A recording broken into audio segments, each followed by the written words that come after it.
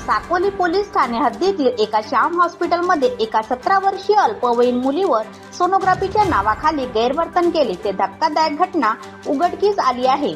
सविस्तर माहिती असे की पीडित मुलगी ही आपल्या आईसोबत उपचारासाठी श्याम हॉस्पिटल साकोली येथे गेली। डॉक्टर देवेश अग्रवाल यांनी सोनोग्राफी करावी लागेल असे सांगून आई व नर्सला बाहेर बसवून मुलीसोबत एकाच तब्बल अर्धा तास गैरवर्तन केल्याचा आरोप आहे। विविध कलमांतर्गत गुन्हा दाखल सुद्धा करण्यात आला, परंतु डॉक्टर गेल्या 2 दिवसापासून फरार आहे। डॉक्टरला अटक करून कठोर कारवाई करण्याची महामाया महिला सामाजिक न्याय संघटना उपविभागीय पोलीस अधिकारी यांना निवेदन देऊन केली आहे। निवेदनावर महामाया महिला सामाजिक न्याय संघटनेचे संस्थापक डीजी रंगारी, महामाया महिला सामाजिक न्याय संघटनेच्या अध्यक्षा शीतल नागदेवे, स्वर्णमाला गजबिये, स्नेहा नागदेवे, आचल तागडे, कल्पना सांगोडे, प्रतिमा राऊत, सरिता बडोले, भावेश कुठांगले, इंद्रायणी काबगते, प्रमिला टेंभुरकर, कार्तिक मेश्राम इत्यादी उपस्थित होते।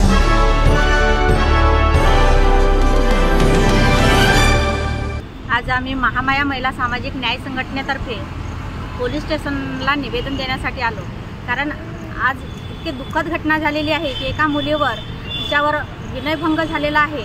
आज अशी परिस्थिती आली आहे की डॉक्टरांवर सुद्धा विश्वास ठेवावी की नाही असा विचार आलेला आहे, कारण आपण डॉक्टरांकडे विश्वास ठेवून जातो आणि कोणतीही स्त्री आपल्या शरीराला कोणतीही दुखापत जरी झाली तरी आपण खरी सांगू शकत नाही, पण डॉक्टरांना नक्की सांगतो। पण आता असं झालं की डॉक्टरांच्या समोर जाण्याची पण भीती झालेली आहे।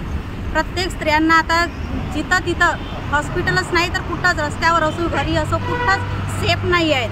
आणि ज्या मुलीवर खरंच तिच्यावर अत्याचार अन्याय झाला आहे त्या डॉक्टरांना जे कालपासून जे फरार झाले आहेत तर त्याच्यावर गुन्हा दाखल करून त्यांना लवकर पकडण्यात यावा अशी आमची मागणी आमच्या महामाया महिला सामाजिक न्याय संघटनेतर्फे आम्ही करत आहोत आणि त्यांना कठोरतेने शिक्षा देण्यात यावी।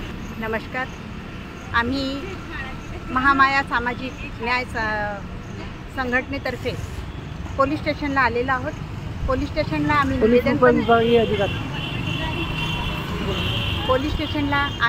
पोलीस स्टेशन साकोली इथे निवेदन द्यायला आलेलो आहोत आणि आम्ही निवेदन दिलेलं पण आहे।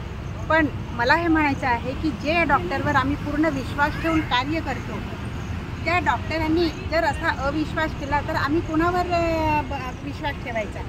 आणि म्हणून आपण त्या जे डॉक्टर आहेत देवेश अग्रवाल त्यांना लवकरात लवकर शोधून अटक करावी आणि त्यांना जी शिक्षा आहे ती शिक्षा तुमच्या कायद्यानुसार जी शिक्षा आपण दिली पाहिजे ती शिक्षा त्यांना द्यावी, एवढंच माझं म्हणणं आहे।